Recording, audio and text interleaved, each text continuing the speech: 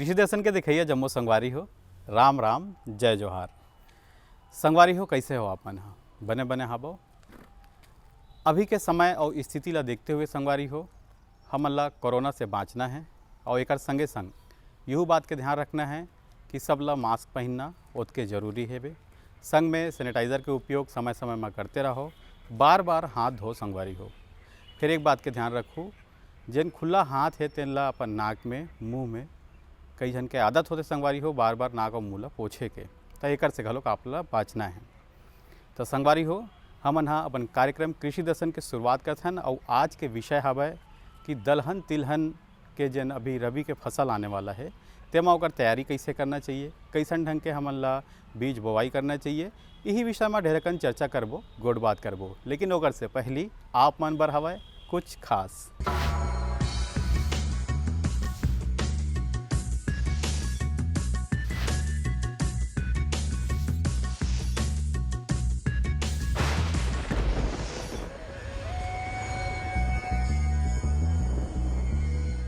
जैविक खेती करने के लिए बहुत सारी मानक परिस्थितियाँ होती हैं, जैसे कि मैं कुछ आपको बताना चाहूँगी। पहला तो ये कि जो जैविक खेती जिस खेत में आप करना चाह रहे हैं वो खेत और खेतों से, जिन खेतों में आप रासायनिक खेती कर रहे हैं उससे स्वतंत्र होना चाहिए। इसका मतलब ये है कि आप जब रासायनिक खेती वाले खेत में जब पानी देते हैं, इरिगेशन या सिंचाई देते हैं, तो वो पानी जो है वो आपके जैविक खेती के खेत में नहीं आना चाहिए। इससे संदूषण की संभावना होती है। साथ ही जब आपके रासायनिक खेती का जो खेत है जिसमें आप रसायन डाल रहे हैं, वो खेत और जैविक खेत, उन दोनों के बीच में पर्याप्त मात्रा में दूरी होनी चाहिए, या मेड़ जो होती है कम से कम 2 फीट से 2.5 फीट की चौड़ाई की होनी चाहिए। साथ ही अगर आप रासायनिक खेती में कोई भी रसायन उपयोग कर रहे हैं तो ये आपको ध्यान रखना है कि उस समय हवा ना चल रही हो। हवा चलने से क्या होता है, जो रसायन है वो रासायनिक खेती वाले खेत से उड़ के हमारे जैविक खेती वाले खेत में आ सकते हैं। तो ऐसी कुछ चीज़ें हैं जो हमें ध्यान रखनी होती हैं। इन्हीं जो भाग जो दोनों खेतों के बीच में बनाया जाता है उसे बफर जोन कहते हैं, जो पंजीकरण की दृष्टि से भी, पंजीयन में भी इसका बहुत ज़्यादा रोल होता है।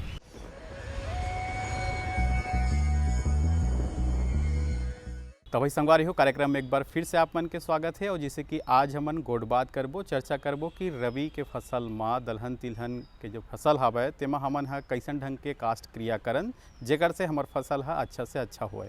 और यही विषय में जानकारी दे बर आज हमार संग में हवय डॉक्टर सुनील नायर जी, वरिष्ठ वैज्ञानिक, इंदिरा गांधी कृषि विश्वविद्यालय रायपुर ले। तो संगवारी हो, ढेरकन चर्चा करबो, गोड़ बात करबो।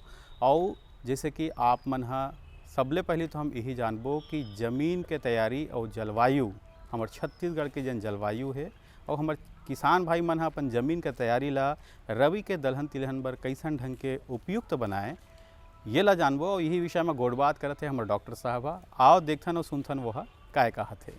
छत्तीसगढ़ में अगर रबी की फसलों में दलहनी फसलों की बात की जाए तो सबसे पहले जो अन्य जो महत्वपूर्ण दलहनी फसलें हैं वो हैं चना, तिवड़ा, मसूर और अपना कुल्थी, उड़द, मूंग।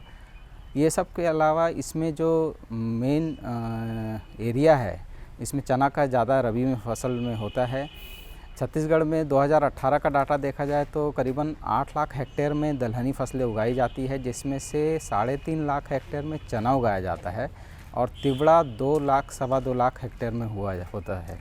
इसके लिए ज़मीन की बात करेंगे तो सबसे पहले ज़मीन डोरसा या कन्हार जो ज़मीन बोलते हैं वो उपयुक्त पाया गया है। और चने के लिए मध्यम ढेले वाली भूमि का होना चाहिए, ज़रूरी है। और जब बाकी के लिए मध्यम ढेले के साथ साथ भुरभुरी ज़मीन भी होगी तो अन्य दलहनी फसलों के लिए उपयुक्त पाई जाती है। उसमें ये ध्यान देना है कि ढेले वाली, मध्यम ढेले वाली चने में खासकर ध्यान रखना है, उसी में उसकी उपज अच्छी होती है।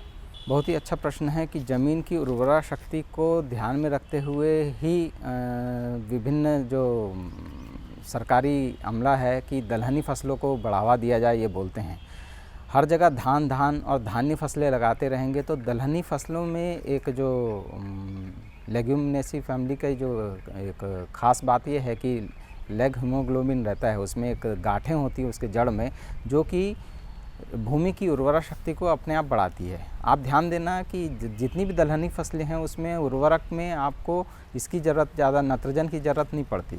वो इसीलिए है कि उसमें जो अपने एक विकास के दौरान प्रथम 25 दिनों में उसमें लेग हीमोग्लोबिन नामक गांठ, जिसमें कि जीवाणु रहते हैं, जिसको सिम्बियोटिक बोलते हैं, सिम्बियोटिक जीवाणु रहते हैं, वो वायुमंडल के नाइट्रोजन को सोख के ज़मीन में उपजाऊ बढ़ाते हैं। इसलिए इसको दलहनी फसलों का महत्व खासकर वर्तमान दृष्टि में बहुत ही ज़रूरी है और फसल चक्र का प्रयोग करना चाहिए। जैसे छत्तीसगढ़ में आप देखेंगे कि धान, सोयाबीन खरीफ में लगाया जाता है, तो उसके बाद अगर आप दलहनी फसलों में रुझान रखेंगे या उसको बोएंगे तो आपकी ज़मीन की उर्वरा शक्ति भी मेंटेन रहेगी। तो भाई संगवारी हो, आप मन देखियो सुने कि आप मन ला जमीन के तैयारी कैसे करना है। और जैसे कि हमारे डॉक्टर साहब बताई से कि हमारे छत्तीसगढ़ में धान के फसल के बाद में दलहन तिलहन के फसल लिए जाते और बहुत बड़े भाग में लिए जाते। तो संगवारी हो, आज के हमारे विषय दलहन तिलहन के विषय में बहुत महत्वपूर्ण हवे, एला आप मन ध्यान से सुनहूँ। जमीन के तैयारी के विषय में हमारे डॉक्टर साहब आप मन ला बताई से। अब बात करते हैं कि कैसन प्रकार के बीज होना चाहिए और ओकर बोआई के का विधि होना चाहिए। यह विषय में गोड़ बात करना संगवारी हो उसके जरूरी है। तो आओ सुनथन और देखथन डॉक्टर साहब काय कहा थे। बीज की बात करेंगे तो जैसे बोओगे वैसे ही काटोगे, ये बोला गया है। तो बीज उत्तम क्वालिटी का ही प्रमाणित बीज लें या आधार बीज लें। ये जो बीज हैं जिससे किसान भाइयों को बीज बनाने में भी सहूलियत रहेगी और उसका एक प्रकार से इंश्योरेंस है। उसमें जैसे प्रमाणित बीज लेते हैं तो उसका एक टैग मिलता है, जो टैग मिलता है उसको नीले कलर का रहता है और उसको संभाल के रखें। और उसमें कुछ भी आपको उसका जैसे अंकुरण प्रतिशत में कमी महसूस हो रही है तो आप उसको पता कर सकते हैं कि यानी इसमें क्या गड़बड़ी है या उसका भरपाई भी मिल सकता है। इसलिए हमेशा प्रमाणित बीज का उपयोग करें। और बीजों में जो भी यहाँ के लिए रिकमेंडेड है, जो अनुशंसित किस्में हैं, उसी का प्रयोग करें। जैसे कि चना के लिए JG 11 है, बहुत अच्छा है। JG 315 है। तिवड़ा के लिए बोलेंगे तो महातिवड़ा, प्रतीक, रतन, ये किस्में हैं जो कि इंदिरा गांधी कृषि विश्वविद्यालय से भी निकाली गई किस्में हैं। चना में छत्तीसगढ़ चना 1, वैभव। मसूर के किस्म में देखेंगे तो छत्तीसगढ़ मसूर 1 अभी निकली किस्म है। अन्य फसलों में भी प्रमाणित बीज और जो कि यहाँ के लिए अनुशंसित है उन्हीं का उपयोग करें।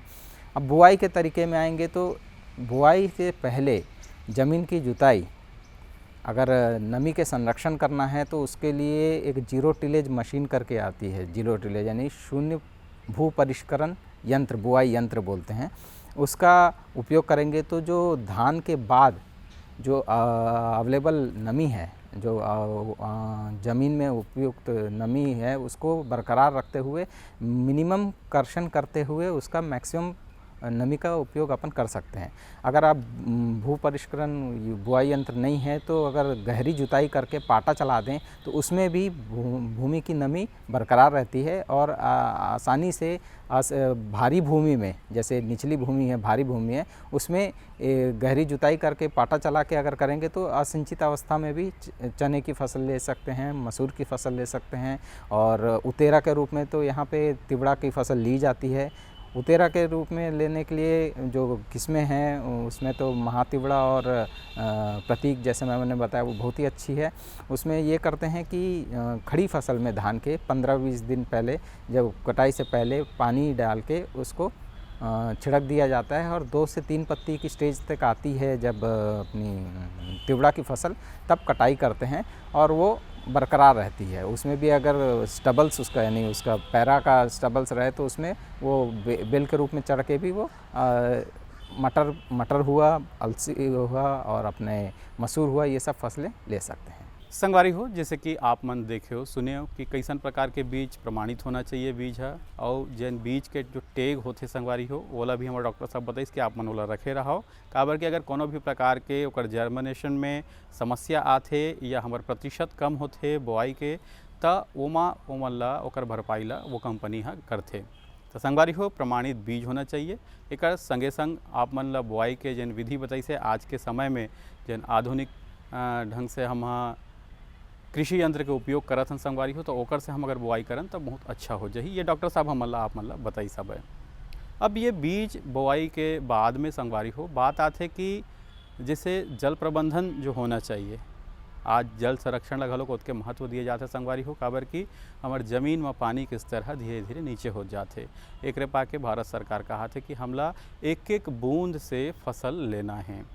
तो संगवारी हो जल प्रबंधन कैसे होना चाहिए रबी के दलहन तिलहन फसल में, आओ देखथन और सुनथन ये विषय में काय कहा थे डॉक्टर साहब। हर एक बूंद जल का उपयोग में लाए, वो मनुष्य हो या ज़मीन में उपलब्ध जल का उपयोग करना है तो पौधे के रूप में हो या पशु के लिए है, हर एक जल के बूंद का उपयोग होना चाहिए। उसके लिए ही मैंने जैसे बोला कि ज़ीरो सीड ड्रिल का उपयोग करें। दूसरा ये है कि जो खरपतवार हैं उनके साथ कंपटीशन होता है, तो उसके लिए खरपतवार नाशी का उपयोग करें, या फिर अगर आप खरपतवार नाशी उपयोग नहीं करना चाहते हैं तो जैसा कि मैंने बोला क्रांतिक अवस्थाएं उनकी हैं, हर एक फसल की क्रांतिक अवस्थाएं होती हैं। जैसे अगर आपके पास एक पानी है तो आपको चने या दलहनी फसलों में कब उसको उपयोग करना है ये ध्यान में रखना पड़ेगा। पहला है कि फूल आने से पहले, अगर 2 पानी है तो फूल आने के पहले, जो कि आप 45 दिन में ले लीजिए, और दूसरा पानी जब दाना भरता है वो 75 दिन में होता है, वो उस समय आप उस हिसाब से अगर पानी देंगे तो अधिकतर दलहनी फसलों में ये मात्रा ध्यान में रखने, क्रांतिक अवस्थाएं में दें। और आपके पास 2 से ज़्यादा पानी है तो उसकी शाखाएं जब बढ़ती हैं, द्वितीय शाखाएं, प्रथम शाखा से द्वितीय शाखाएं जब बढ़ती हैं तब उस समय देंगे तो भी उपयुक्त मिलेगा। आपके आवश्यकता के अनुसार असिंचित अवस्था में भी होती है तो उसमें आपको सिर्फ जैसे कि ज़ीरो सीड ड्रिल में आप नमी का उपयोग करते हुए अगर आपने किया है तो फिर उस हिसाब से उसका बढ़वार भी होता है। तो संगवारी हो ढेर कन चर्चा हुआ थे, गुड बात हुआ थे और बढ़िया सुघर जानकारी हमारे डॉक्टर साहब आप मन ला देवत हवे। फिर बेरा हो गया एक सुघर संदेश के, आप मन दिखाओ ये संदेश ला। हर जोखिम से निकल कर फसल आए, सुरक्षित हो जाए। फसल बीमा से हर किसान अब आत्मनिर्भर हो जाए। अब सूखा पड़े या बाढ़ आ जाए कोई डर नहीं, अब ओले पड़े या कीट पतंगे फसल खा जाए कोई फिक्र नहीं। अब कैसी भी आपदा हमारी फसल पे आ जाए, क्षति होने पर हमारे दावों का उचित भुगतान मिलता है, क्योंकि हमने लिया है प्रधानमंत्री फसल बीमा। बुआई से फसल कटाई तक हर जोखिम का दावा, न्यूनतम प्रीमियम पर अधिकतम भुगतान का वादा। योजना से हर साल जुड़ रहे हैं 5 करोड़ से ज्यादा किसान। अब आपकी है बारी। नजदीकी कृषि कार्यालय, सहकारी समिति, बैंक शाखा, अधिकृत बीमा कंपनी या जन सेवा केंद्र में स्वेच्छा से करा सकते हैं पंजीकरण। फसल बीमा पोर्टल या फसल बीमा ऐप द्वारा भी किया जा सकता है पंजीकरण। प्रधानमंत्री फसल बीमा योजना, आपकी फसलों का संपूर्ण सुरक्षा कवच। कृषि एवं किसान कल्याण मंत्रालय, भारत सरकार। ये लो और बताओ बस। अरे ये क्या भैया जी, बस इतनी सी रासायनिक खाद? किसानी छोड़ रहे हो क्या? किसानी नहीं, नादानी छोड़ रहे हैं। मिट्टी की जांच कराई है, अब तो लालाजी जितनी जरूरत है उतने ही उर्वरक खेत में डालेंगे। हाँ, किसान भाई आज ही अपने जिले की नजदीकी भूमि परीक्षण प्रयोगशाला में मिट्टी की जांच जरूर करवाएं और मिट्टी में पोषक तत्व, नमी व पौधे के विकास को देखते हुए केवल जरूरत के अनुसार ही पोषक तत्व डालें। और हाँ, मिट्टी में गंधक, जस्ता, बोरोन जैसे सूक्ष्म पोषक तत्वों का पता लगाना भी न भूलें। उर्वरक और जैविक खाद के सही उपयोग से भूमि का उपजाऊपन बनाए रखें, उत्पादकता बढ़ाएं, खर्चा घटाएं और बहुमूल्य विदेशी मुद्रा बचाने में भी सहयोग दें। और हाँ, धीमी गति से नाइट्रोजन उपलब्ध कराने वाले उर्वरकों जैसे नीम लेपित यूरिया को प्राथमिकता दें और यूरिया का पत्तों पर छिड़काव करें। अरे वाह, तू तो सचमुच समझदार हो गया रे। अधिक जानकारी के लिए संपर्क करें जिला कृषि अधिकारी या किसान कॉल सेंटर। आप किसान भाइयों की खेती बाड़ी से जुड़ी हर समस्या का कृषि विशेषज्ञों द्वारा तुरंत समाधान। किसान कॉल सेंटर। आप भारत के किसी भी प्रदेश में रहते हो, कोई भी भाषा बोलते हो, आपकी समस्या चाहे फसल की बीमारी की हो, खाद की, पशुपालन की या कृषि से जुड़ी नई तकनीक की, अपनी समस्या का अपनी ही भाषा में समाधान पाने के लिए आप देश के किसी भी कोने से डायल करें 1551। विशेषज्ञ द्वारा आपको दी जाने वाली ये सलाह बिल्कुल निशुल्क है। ये सुविधा प्रातः 6 बजे से रात्रि 10 बजे तक निशुल्क उपलब्ध है। किसान कॉल सेंटर यानी 1551।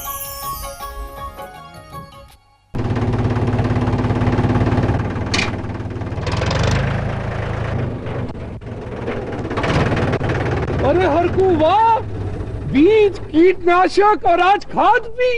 अरे इतना खर्चा कहाँ से? अरे खर्च की चिंता किसे है, मेरे पास है ये किसान क्रेडिट कार्ड। कार्ड? अरे बैंकों द्वारा जारी इस कार्ड से किसान उसकी सीमा तक की रकम कभी भी बैंक से निकलवा सकता है और खेती बाड़ी की सामग्री कभी भी खरीद सकता है। तो हरकू भैया एक कार्ड मेरे लिए भी। किसान क्रेडिट कार्ड के लिए नजदीकी बैंक से संपर्क करें और पाएं ढेर सारे लाभ। संगवारी हो संदेश के बाद कार्यक्रम में एक बार फिर से आप मन के स्वागत है। और जिससे कि आज हमन गोड़बात करत हन, चर्चा करत हन कि कैसन ढंग के हम रबी के समय में दलहन तिलहन के फसल ला ले सकथन। और ये विषय में हमार नायर सर है आप मन ला बढ़िया जानकारी देवत हवे। अब आगे चलथन संगवारी हो, बात आथे कि ये तो रही जल प्रबंधन के विषय में हम गोड़ बात कर रहे हबन। अब बात करथन कि कब कब हमला खाद के प्रबंधन करना है, खरपतवार कैसे नियंत्रण होना चाहिए, या फिर खरपतवार ना हो एक बार हमन पहली से पूर्व में का प्रबंधन करन, यही विषय में गोड़ बात करत हन। देखथन काय कहा थे डॉक्टर साहब। जैविक खाद का उपयोग करना चाहेंगे तो 5 टन प्रति हेक्टेयर की दर से अगर आपके पास गोबर खाद है, सड़ा हुआ गोबर खाद ध्यान रखें, नहीं तो अगर सड़ा हुआ गोबर खाद नहीं है तो वो नींदा को बढ़ाता है। साथ में ही अगर फर्टिलाइज़र की बात करें, उर्वरक की बात करें, रासायनिक उर्वरक का, तो 20 किलोग्राम नत्रजन, 40 से 50 किलोग्राम स्फुर और 20 किलोग्राम पोटाश, और साथ में ही 20 किलोग्राम गंधक या सल्फर का जो बोलते हैं उसका प्रति हेक्टेयर की मात्रा से अगर आप उपयोग करेंगे तो सभी दलहनी फसलों में अच्छा उपज प्राप्त कर सकते हैं। खरपतवार का नियंत्रण आप पहले से ही ध्यान में रखें, जैसे गर्मी में गहरी जुताई करके छोड़ दें, उससे भी होता है। खरपतवार के साथ साथ कीट का नियंत्रण भी होता है। आपने फिर बोला कि खरपतवार नियंत्रण में आप जैसे जुताई करते हैं, खेत की तैयारी करते हैं, उससे पहले अगर क्विनॉल फॉस करके है वो उसका मात्रा यानी 1 किलोग्राम सक्रिय तत्व का 1 हेक्टेयर में डाल दें और उसके बाद जुताई करें तो भी होता है और यानी खरपतवार नाश का काम करता है। अगर आपके पास पेंडिमेथिलिन है यानी बुआई हो चुकी है और 2 दिन के अंदर पेंडिमेथिलिन 1 किलोग्राम प्रति हेक्टेयर के हिसाब से सक्रिय तत्व जो कि 500 से 600 लीटर पानी में घोल के अगर छिड़काव करेंगे, लेकिन ये ध्यान देना है कि बुआई के 2 दिन के अंदर ही करें उसका और छिड़काव, तो आगे चल के आपके इसमें नींदा का नियंत्रण अच्छे से हो सकता है। और ये ध्यान देना है कि अगर आपके पास ये खरपतवार नाशी का कुछ उपयोग नहीं कर रहे हैं और आप खाली इसका कर रहे हैं यानी निंदाई कर रहे हैं, तो फसल के 25 से 30 दिन की पहली अवस्था में और 40 से 45 दिन के बाद दूसरी अवस्था में 2 निंदाई कर दें तो आपको फिर उसकी ज़रूरत नहीं पड़ेगी नींदा नियंत्रण की, क्योंकि प्रथम 1 महीने में ही उसमें नींदा और फसल का आपस में जल स्थान के लिए आपस में पोषक तत्व के लिए कंपटीशन रहता है, स्पर्धा रहती है, जिससे बचने के लिए आप प्रथम 1 महीने में ही कर दें। संगवारी हो, ये तो बात रही से कि खरपतवार नियंत्रण कैसे होना चाहिए। अगर कहीं कम खरपतवार हो एक बार आप मन काय उदिम ल करहु, ये ला हमारे डॉक्टर साहब आप मन ला बताई से। फिर संगवारी हो, बात आथे कि कीट व्याधि और ओकर निराकरण के काबर के संगवारी हो दलहन तिलहन के फसल में जल्दी फली छेदक है या कोई ब्लास्ट के बीमारी है, ऐसा टाइप के कई प्रकार के बीमारी के प्रकोप हो जाते। कभी कभी जिन मौसम है ओकर परिवर्तन के वजह से कीट पतंगा के घलोक प्रकोप बढ़ जाते। तो ऐसा स्थिति में हमारे किसान भाई मन कैसन ढंग के ओला नियंत्रण कर सके, ओकर बर पूर्व में का तैयारी कर सके, यही गोड़ बात ला बतावत है हमारे डॉक्टर साहब। आओ देखथन और सुनथन वो मन काय कहा थे। कीट व्याधि की बात करेंगे तो आपको बुआई के समय से ही ध्यान रखना है कि बुआई समय से हो, देरी से बुआई होगी, जैसे मैंने बोला कि अगर मध्य अक्टूबर से मध्य नवंबर के बीच में बुआई हो जानी चाहिए चने की, तो हो जानी चाहिए। अगर देरी से करते हैं तो बीज दर की मात्रा भी बढ़ानी पड़ जाती है। अगर 80 किलोग्राम प्रति हेक्टेयर बीज दर है नॉर्मल सोइंग में, तो वो 100 किलोग्राम करना पड़ेगा। वैसे ही अगर जैसे ही बढ़ता है तो फली भेदक का प्रकोप बढ़ने की संभावनाएं बढ़ जाती है।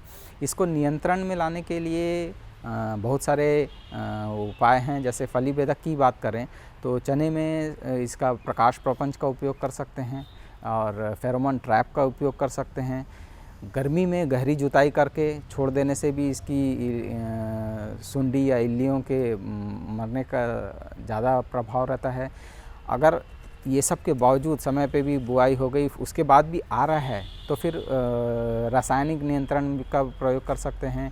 और जैसे मैंने बताया कि सहफसल के रूप में धनिया का उपयोग कर सकते हैं, वैसी अन्य जो व्याधियां हैं, इसमें उकटा रोग लगता है, उसके लिए आप बीजोपचार करके लगाएं। और बीजोपचार में भी यानी 1 किलोग्राम बीज के पीछे 3 ग्राम बाविस्टिन या फिर 2 ग्राम विटावैक्स का लेके उसमें उपचार करके उसको सुखा के, फफूंदनाशक है ये दोनों, इसका उपयोग करेंगे तो आपको ज़्यादा अच्छा रिज़ल्ट मिलेगा, जिसमें उकटा रोग की संभावना कम हो जाएगी। और न तो उकटा निरोधक किस्में जैसे JG 315 है चना में, और मसूर में ये नूरी और शेरी है, L 4076 है, ये सब का उपयोग करेंगे तो आपको उकटा रोग का नियंत्रण वनस्पत अच्छे से प्राप्त हो जाएगा। संगवारी हो, जैसे कि आप मन सुने चर्चा कैसे लगी हमार आज के ये चर्चा है रवि के फसल में जेन हमन हाँ दलहन तिलहन के फसल लेवत हन, ओकर बर हमला का उद्यम करना है, ये जम्मो गोट बात ला आप मन सुने हों। अब बेरा हो गए है एक ठन सुघर मनोरंजन के गीत संगीत के। आओ देखथन ये गीत ला।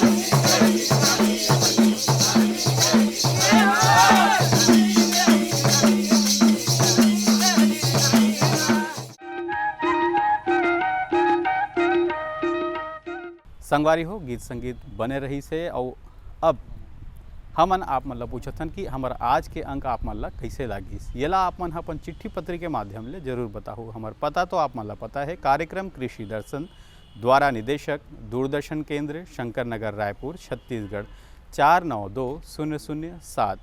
संगवारी हो हमार मन के ईमेल पता गलो है, ईमेल पता है programddkraipur@yahoo.com। आप मन हमारा पत्र लिखो संगवारी हो, ईमेल कराओ। आप मन के पत्र के ईमेल के दोनों के स्वागत है। आपके मितान अगले अंक में नवा विषय के संग फेरा ही, तब तक बर जय जोहार।